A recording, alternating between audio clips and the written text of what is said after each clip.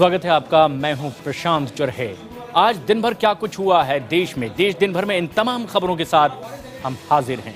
सबसे पहले खबर शिमला से, जहां पर कांग्रेस के कार्यकर्ता विरोध प्रदर्शन कर रहे थे। पीएम मोदी का पुतला जलाकर उन्होंने विरोध प्रदर्शन किया, लेकिन एक बड़ा हादसा इस वक्त हो गया। जैसे ही पेट्रोल से डूबा इस पुतले में आग लगाई गई। आग इतनी भड़की कि इसने कई कार्यकर्ताओं को अपनी चपेट में ले लिया। गंभीर हालत में कई कार्यकर्ताओं। शिमला के डीसी ऑफिस के बाहर कांग्रेस के प्रदर्शन में उस समय एक बड़ा हादसा हो गया, जब कांग्रेस के कार्यकर्ता पीएम मोदी का पुतला फूंकने की कोशिश कर रहे थे। दरअसल केंद्र सरकार की नीतियों के खिलाफ कांग्रेस प्रदर्शन कर रही थी और इसी दौरान पुतले पर पेट्रोल डालकर आग लगाने की तैयारी की जा रही थी। लेकिन अचानक ही पीछे से एक कार्यकर्ता ने बिना किसी को बताए पुतले में आग लगा दी। पुतले में आग लगते ही वो पूरी तरीके से फैल गई और इसकी चपेट में आसपास खड़े कांग्रेसी कार्यकर्ता भी आ गए। आग लोगों के कपड़ों में लग गई, जिसके चलते कई कार्यकर्ता गंभीर रूप से घायल हो गए। घायलों में महिला कार्यकर्ता भी हैं। कुछ कार्यकर्ताओं को इलाज के लिए अस्पताल ले जाया गया है। इस प्रदर्शन में कांग्रेस के कई विधायक और कई बोर्ड के अध्यक्ष भी शामिल थे। और खबर दिल्ली की शकूर बस्ती से, जहां पर 500 झुग्गियों को हटाए जाने पर सियासत और जुबानी जंग और ज्यादा तेज हो गई है। राहुल गांधी ने केजरीवाल पर वार किया तो केजरीवाल ने राहुल गांधी को बच्चा कह दिया। राहुल गांधी वापस जाओ के नारे लगा रहे ये लोग आम आदमी पार्टी के कार्यकर्ता हैं, जो राहुल के शकूर बस्ती दौरे का विरोध कर रहे थे। राहुल गांधी इन विरोधों के बावजूद आज शकूर बस्ती पहुंचे, वहां पीड़ितों से मुलाकात की। उसके बाद उन्होंने मोदी सरकार पर निशाना साधा। जहाँ भी झुकी तोड़ी जा रही है, वहाँ राहुल गांधी को जैसे तोड़ना शुरू होगा, राहुल गांधी को वहाँ बुलाओ, मैं नहीं तोड़ने दूंगा। ठीक है, एक नहीं तोड़ने दूंगा। अब मैं आपकी मदद करूंगा, संसद में उठाऊंगा, आप घबराओ मत। राहुल गांधी ने केजरीवाल सरकार पर भी निशाना साधा। उन्होंने ट्वीट कर कहा कि मोदी सरकार और केजरीवाल सरकार दोनों इसके लिए जिम्मेदार हैं। उन्होंने कहा कि दोनों अब एक दूसरे पर जिम्मेदारी डाल रहे हैं। केजरीवाल ने पलटवार करते हुए राहुल गांधी को बच्चा कह डाला। राहुल गांधी जी अभी बच्चे हैं। उनकी पार्टी ने शायद उन्हें बताया नहीं कि रेलवे केंद्र सरकार के अंदर आती है, दिल्ली सरकार के नहीं। केजरीवाल के पलटवार पर तिलमिलाई कांग्रेस ने उन्हें घेरने की कोशिश की। केंद्र सरकार के नीचे आता है तो इसमें शक की क्या बात है? इससे खुद उनके ट्वीट से खुद साबित होता है कि कौन इसमें बच्चा है। इस बीच केंद्र सरकार ने सफाई दी है। इस मामले में रेलवे ने पहले भी वहां के लोगों को नोटिस दिया था और उसके बाद कार्रवाई की गई। इस बीच में कुछ कोर्ट्स का आदेश आए तो नहीं पालन किया तो रेलवे को हेवी पेनाल्टी भी डाला है। इसमें राजनीति नहीं होना चाहिए, मानवता दृष्टिकोण से इसको देखना चाहिए। शकूर बस्ती से झुग्गियां तोड़े जाने का ये मामला संसद भवन तक जा पहुंचा। ऐसे में आम आदमी पार्टी के सांसदों ने संसद भवन परिसर में गांधी जी की प्रतिमा के सामने अनशन किया। गांधी की प्रतिमा के सामने धरना दे रहे ये लोग आम आदमी पार्टी के सांसद हैं। उनके साथ तृणमूल कांग्रेस के सांसद डेरेक ने भी प्रदर्शन किया। आम आदमी पार्टी के सांसद भगवंत मान ने रेलवे पर असंवेदनशीलता का आरोप लगाया। उसके बाद ये मामला लोकसभा में भी उठा। इस बात पे ध्यान दें क्योंकि वो रेलवे की प्रॉपर्टी है, उसमें दिल्ली सरकार से बिल्कुल कंसर्न नहीं किया गया। कोई उनसे पूछने की या इजाजत लेने की कोई जहमत नहीं उठाएगी। तो मैं सरकार से चाहता हूँ, रेलवे मंत्री यहाँ मौजूद हैं, अगर वो इस पर बयान दें तो ये आपके माध्यम से मैं कहना चाहता हूँ रेलवे मंत्री इस पर विस्तृत बयान दें।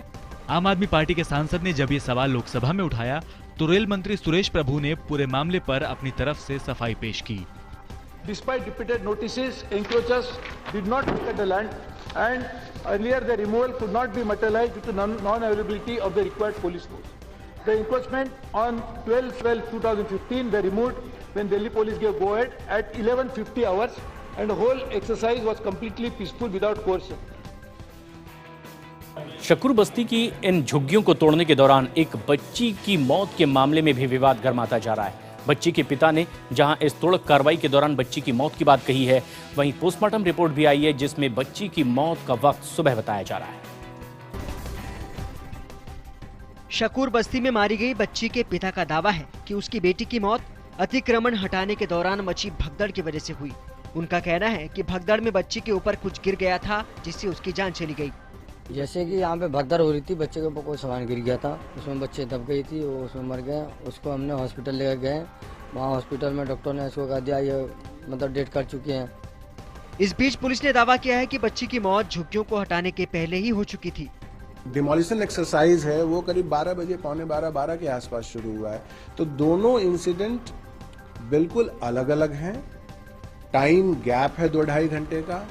वहीं दिल्ली हाईकोर्ट ने इस मामले में एक जनहित याचिका पर सुनवाई करते हुए दिल्ली पुलिस, दिल्ली सरकार और रेलवे को नोटिस देकर 16 दिसंबर को जवाब तलब किया है। इस मामले में दिल्ली के सीएम केजरीवाल ने रेल मंत्री सुरेश प्रभु से मुलाकात की। बहुत ही सकारात्मक और बहुत पॉजिटिव एटीट्यूड था और इन प्रिंसिपल ये डिसाइड हुआ है कि आने वाले समय में कभी भी कहीं भी बिना रिहैबिलिटेशन के डिमोलिशन नहीं किया जाएगा। मुंबई में मशहूर पेंटर हेमा और उनके वकील की हत्या के मामले में उत्तर प्रदेश पुलिस ने वाराणसी से शिव कुमार को गिरफ्तार किया है, लेकिन इस मामले में पुलिस ने हेमा के पति को क्लीन चिट अब तक नहीं दी है। मुंबई पुलिस और यूपी एसटीएफ राजभर से पूछताछ कर रही है। शिव कुमार राजभर के पास से पुलिस को कुल 11 डेबिट और क्रेडिट कार्ड्स मिले हैं। यूपी पुलिस के मुताबिक 5 कार्ड्स हेमा के हैं और 6 वकील के हैं। इसके अलावा शिव कुमार का अपना आईडी कार्ड भी उसके पास था। उधर पुलिस सूत्रों के मुताबिक हेमा और उनके वकील की हत्या व्यावहारिक रंजिश की वजह से भी हो सकती है। मुंबई का एक और कलाकार है जिसके साथ हेमा कारोबार कर रही थी। हेमा और उसका लाखों रुपए के लेन देन को लेकर विवाद चल रहा था, जिसकी जानकारी हेमा के वकील हरीश को भी थी। हेमा और उसके वकील की लाश मिलने के बाद से वो व्यापारी फरार चल रहा है, लेकिन पुलिस ने व्यापारी के 3 लोगों को हिरासत में लिया है। पुलिस के मुताबिक व्यापारी ने दोनों को फोन करके उस दिन बुलाया था। पुलिस को शक है कि व्यापारी ने ही नजदीक के किसी सुनसान जगह ले जाकर दोनों की हत्या की, लेकिन पुलिस ने अभी तक हेमा के पति चिंतन को क्लीन चिट नहीं दी है। मुंबई के इस डबल मर्डर में वाराणसी से गिरफ्तार शिव कुमार राजभर ने एक सनसनीखेज खुलासे किए हैं। उसने मीडिया के सामने कबूल किया कि किसी सेठ जी के कहने पर उसने इस कृत्य को अंजाम दिया है। यूपीएसटीएफ और मुंबई पुलिस ने डबल मर्डर के आरोपी राजभर उर्फ साधु को बनारस से गिरफ्तार कर लिया है। यूपी के एडीजी लॉ एंड ऑर्डर के मुताबिक उसके पास से मृतकों के एटीएम कार्ड बरामद हुए हैं। पुलिस के मुताबिक उसने अपना जुर्म कबूल कर लिया है। आरोपी ने IBN 7 के कैमरे पर भी अपना जुर्म कबूल किया। शिव कुमार कहाँ गए थे?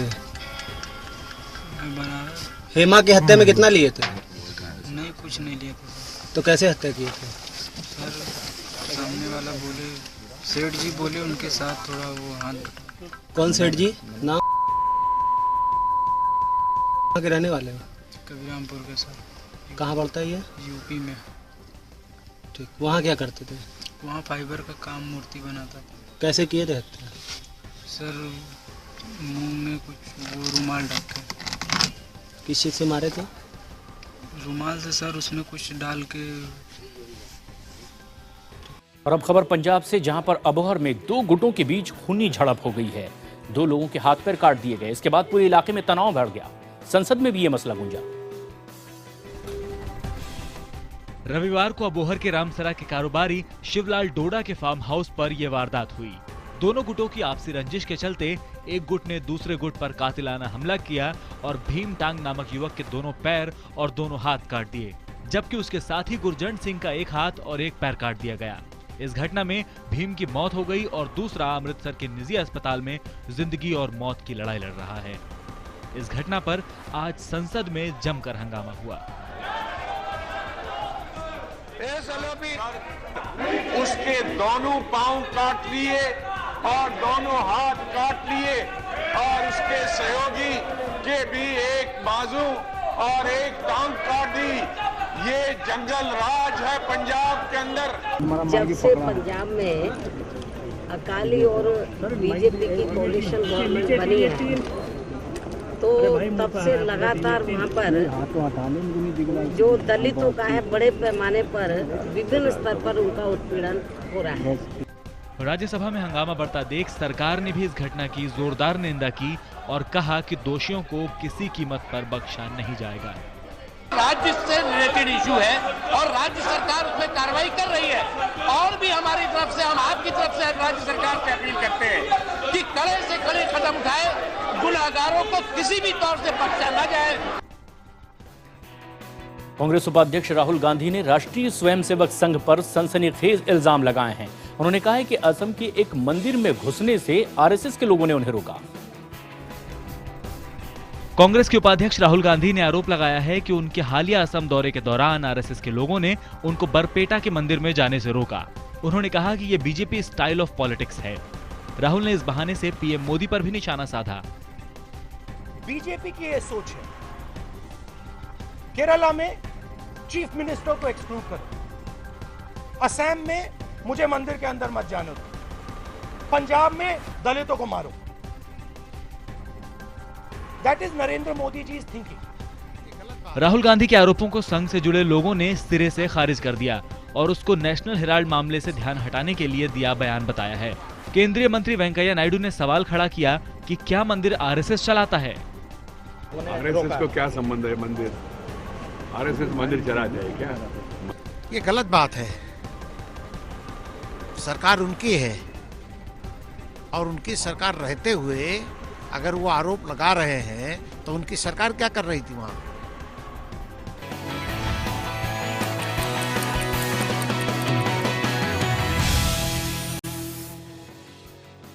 18 दिसंबर को रिलीज होने वाली शाहरुख खान की फिल्म दिलवाले एक नए बखेड़े में फंस गई है। दरअसल महाराष्ट्र नवनिर्माण सेना के अध्यक्ष राज ठाकरे ने लोगों से अपील की है कि शाहरुख की ये फिल्म ना देखें। उन्होंने महाराष्ट्र के लोगों के लिए कुछ नहीं किया।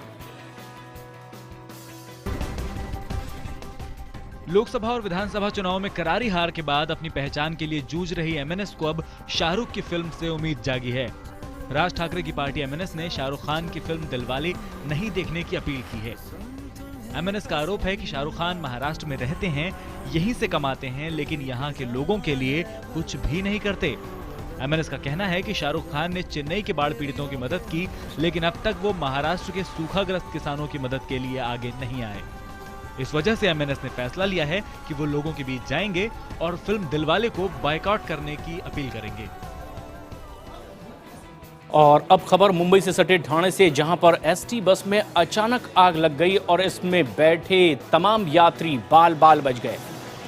हालांकि ड्राइवर की सूझबूझ से तमाम यात्री बच गए। चलती बस में अचानक आग लगी। बोरीवली से ठाणे की ओर ये बस जा रही थी और अचानक इसमें आग लग गई। ड्राइवर ने बड़ी ही समझदारी दिखाते हुए तमाम यात्रियों को बस से उतार दिया। इसके बाद आग ने पूरी तरह से इस बस को अपनी चपेट में ले लिया, लेकिन इसमें किसी के हताहत होने की कोई खबर नहीं।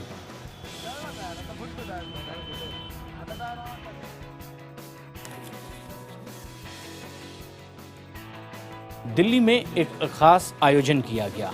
यहां स्लीपवेल की तरफ से ये आयोजन किया गया था। दरअसल अवेयरनेस के सिलसिले में ये खास सेमिनार का आयोजन हुआ, जिसमें स्लीपवेल फाउंडेशन और संजीवनी संस्था की ओर से दिल्ली के आरके पुरम में रविदास कैंप में बच्चों को अवेयर करने के लिए 12 दिन के वर्कशॉप का आयोजन किया गया। इस आयोजन में छोटे बच्चों से लेकर बड़े स्कूल कॉलेजेस में जाने वाले बच्चों को भी शामिल किया गया।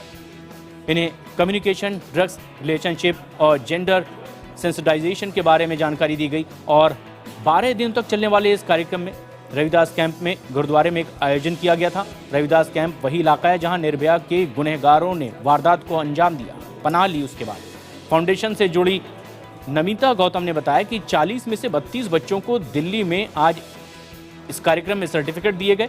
इस कार्यक्रम में निर्भया की मां भी जुड़ी। वहीं केंद्रीय मंत्री मेनका गांधी भी इसमें शामिल हुई।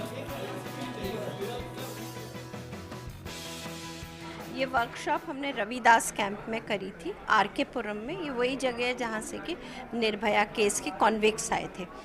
उस जगह पे ये करने का हमारा ये मकसद था कि वहाँ के बच्चों को, वहाँ जाकर के बच्चों को हम कुछ सिखा सके। देश दिन भर में फिलहाल इतना ही।